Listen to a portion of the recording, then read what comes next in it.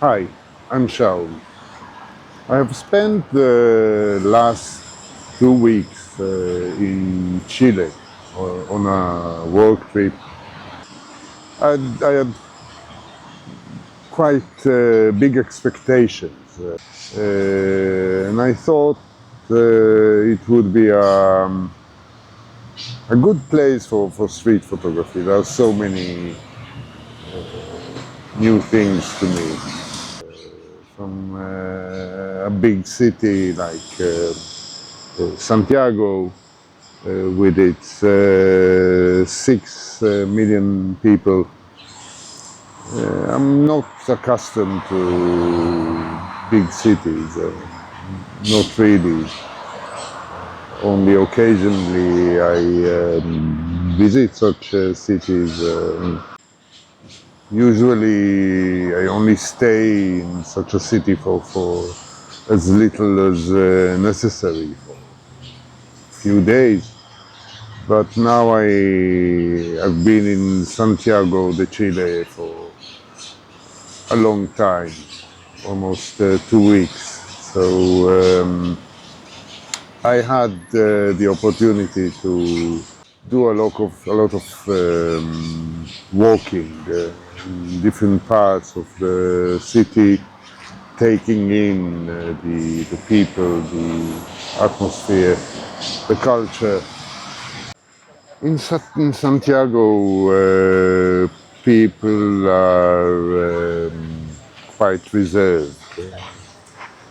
They do not draw attention to themselves. They're quite. No, I wouldn't say they're introverts, but they're not quite outgoing.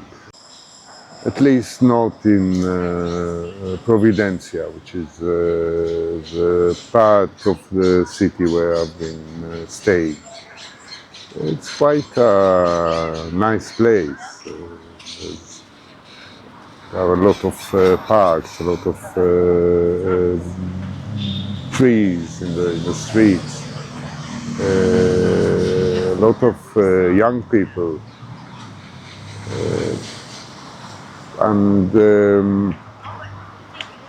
Chileans have this way of really devouring, appreciating the public space.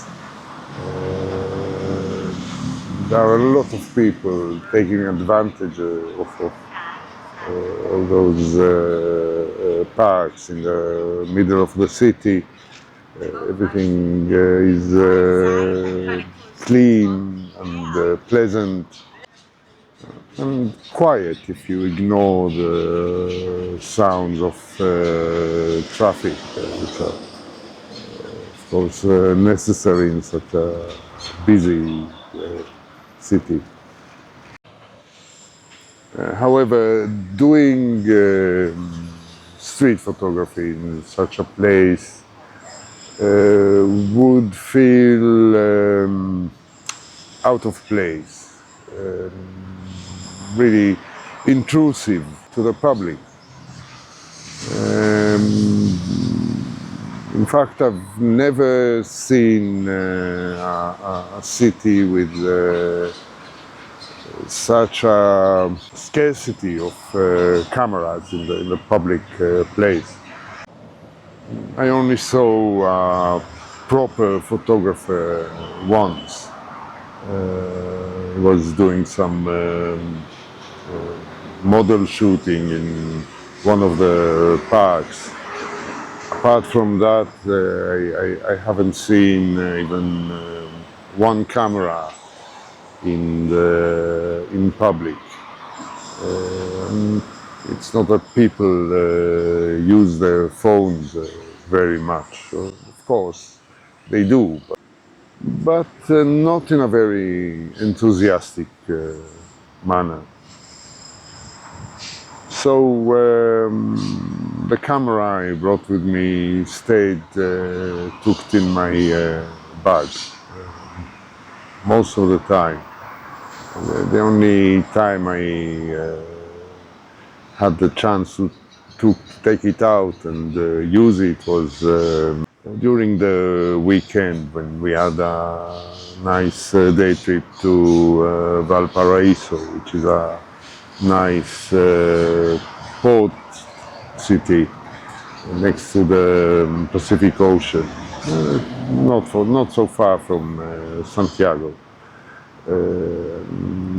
On Sunday we drove to the Andes. That was quite a special thing to see. Very quiet, very barren. My favorite photograph from the entire trip was taken there, but it's very removed from what I usually shoot,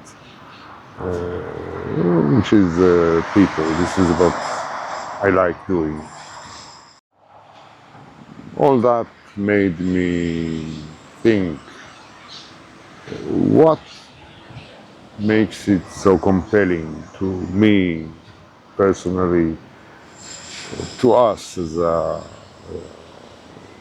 photographic community, to take photos. Why do we do it? One way to look at it would be to analyze the utility of the photographs we take. And there are a few possible purposes of making a photograph. I would divide photographic utilities into three major groups.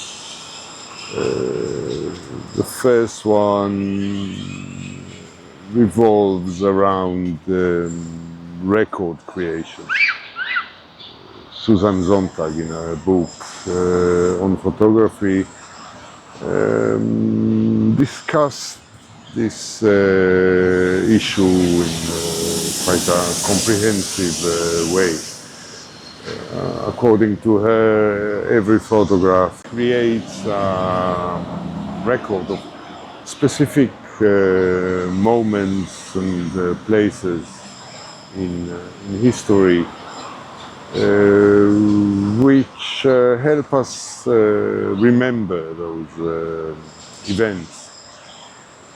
Now, there are personal records that are used to document our personal experiences, places we've seen,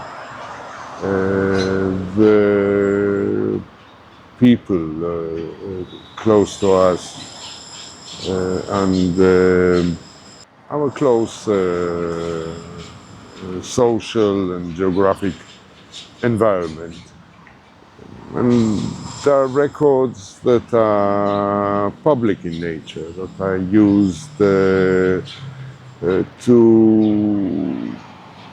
enhance history itself, that are created to be used by future generations as a record of times gone. I would put in this group photojournalism and also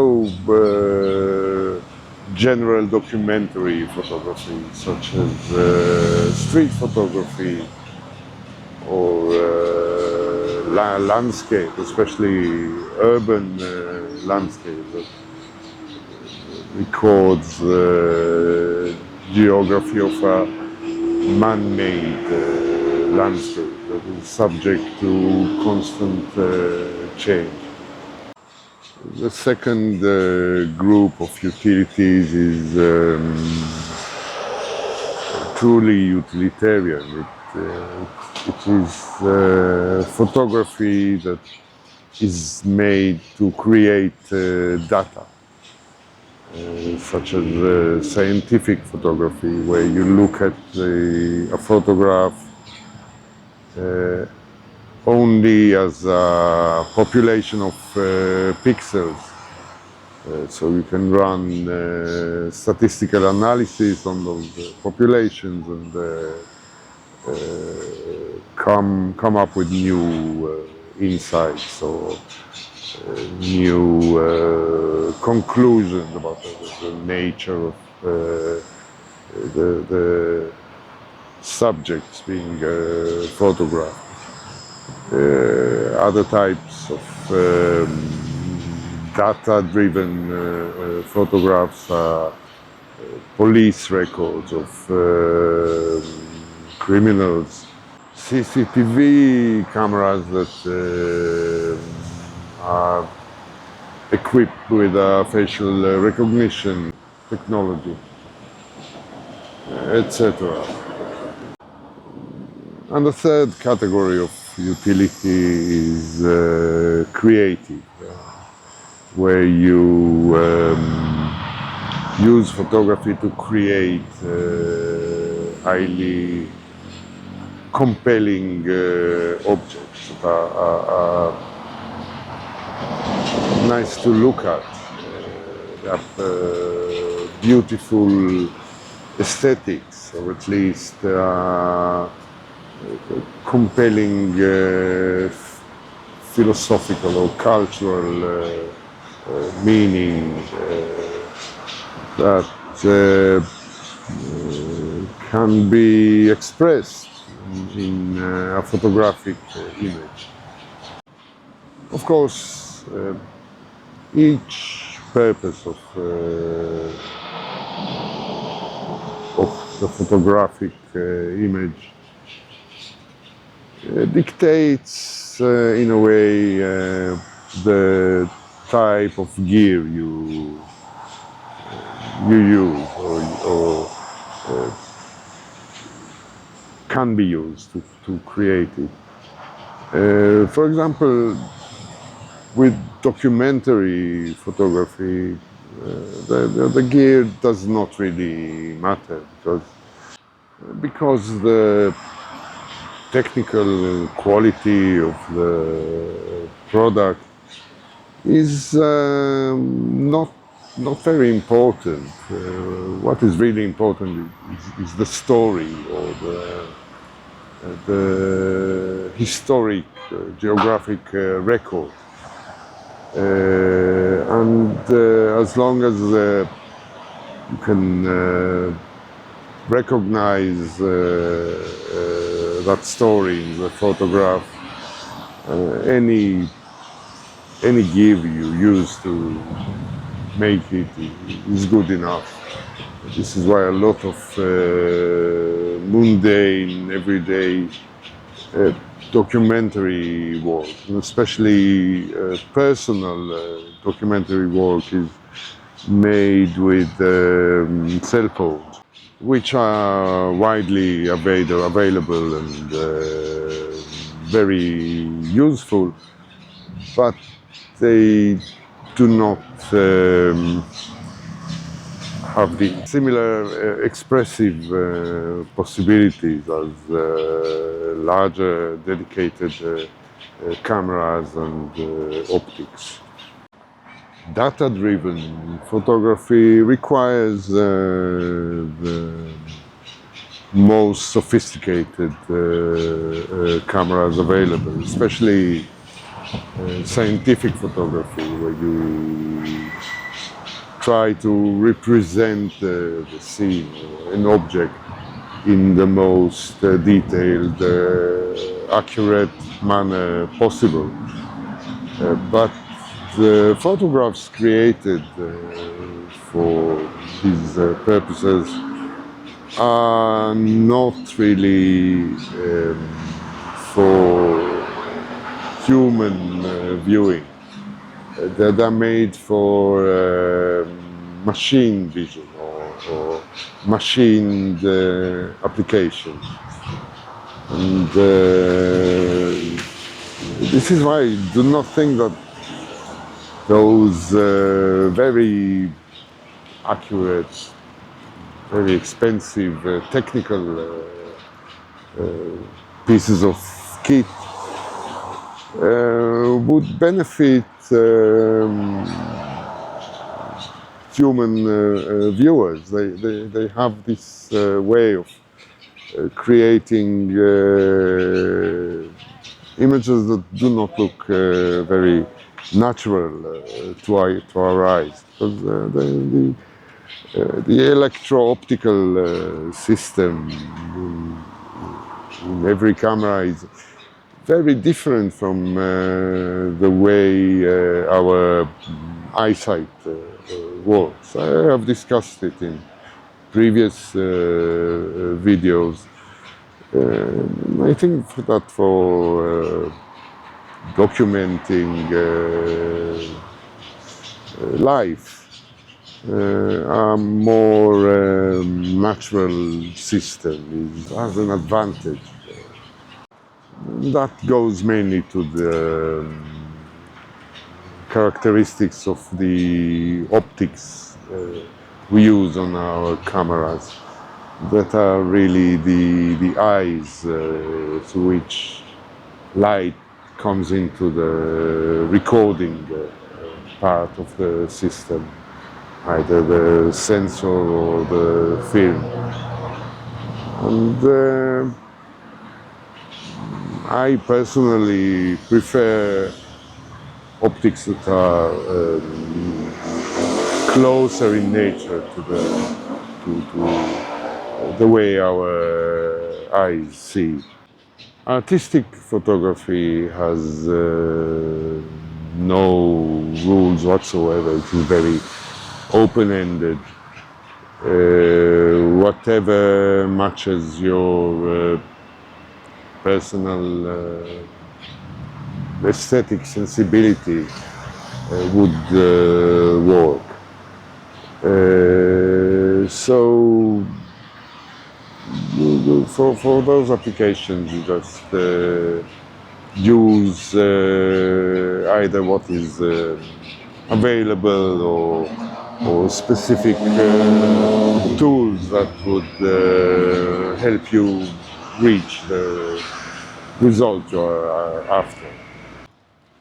Anyway, looking at photography from a utilitarian point of view dictates the gear you should really choose for your work. For example, in street photography, portability is a much more important issue than, for example, flexibility of focal range, or the ability to use wide apertures to really throw the background out of focus. It's not part of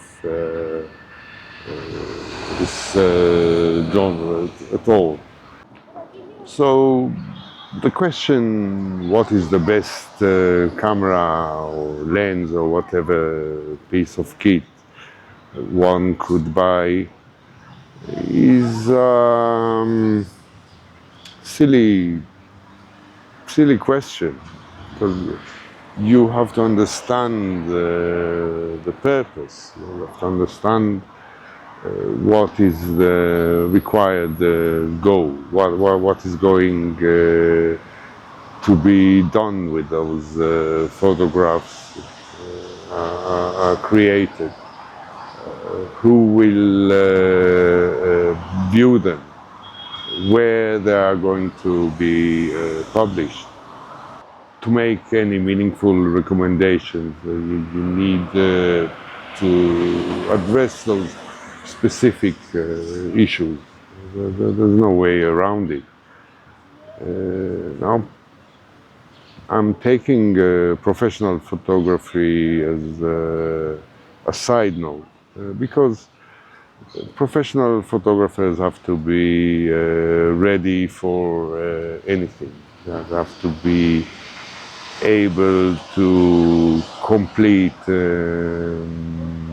jobs of different natures. They do not create photographs for their own enjoyment, not even for their own utility. They create those photographs for their paying clients.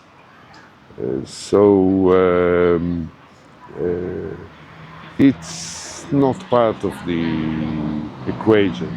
This is why I never listen too seriously to what professional photographers have to say about gear choice. They have their own considerations which are hardly relevant to any amateur or more specific photographer. Utility is one thing, but the reason, fundamental reason why we like making photographs is a completely different issue, I think. We make photographs just like we sing in the shower or scribble some lines with a pen on a piece of paper during a boring meeting. We are creative as humans in general. We need to keep both sides of our brains busy. The analytical thinking side and the creative, emotional side. And those small creative activities entice the right lobe of our brains. And that is only who we are. To fulfill this recreational purpose, it's not really a purpose, it's a very fundamental human need we have. The gear does not matter at all. It is the experience of taking photographs, of looking through the viewfinder or looking at the screens on our cell phone and pressing a shutter button, listening to that satisfying click at the end of the process. The experience is what makes it so enticing, so compelling to us. It is not really the resulting image either. It is the recreational activity. So my advice would be to any amateur photographer, just use the tools you like. Do not be too anal about the image quality or hair splitting between different models of cameras, etc. All cameras are good enough for that purpose. And you really have to enjoy the experience of using it, your camera, that will encourage you to use it more and make perhaps a little bit nicer photographs to look at. Right. That would be all for today. I know it took me a while to make this video, but I found the experience of Santiago a little bit uninspiring. And besides, I needed to do things for work, so I've been quite busy. Anyway, thank you for watching, and see you again very soon, hopefully.